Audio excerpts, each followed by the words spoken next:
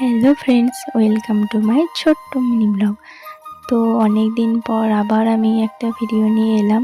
আসলে এতদিন আমি কোনো ভিডিও আপলোড করতে পারিনি কোনো একটা কারণের জন্য। কারণটা ছিল আমার একটু শরীর খারাপ।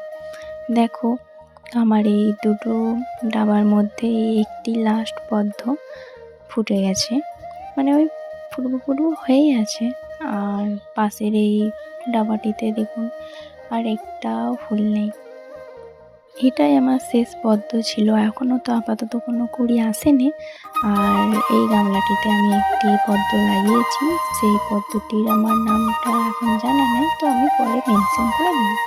এটিতেও একটি পদ্ম লাগানো আছে, আর এটিতে একটা সাদা পদ্ম লাগানো আছে। এর আগের ভিডিওতেই আমি আপনাদেরকে বলেছিলাম যে আমার বাবা নিয়ে এসে দিয়েছিল।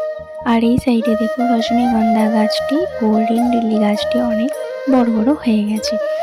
আর আমি এই বালতিটিতে যেই পদ্মটি বসিয়েছিলাম সেই পাতাগুলোও এখন অনেক বড় বড় হয়ে গেছে, আরও পাতা নতুন নতুন হচ্ছে। দেখা যাক এখন কবে ফুল দেয়। তো আজকের মতন ভিডিওটি এখানেই শেষ করলাম। টাটা।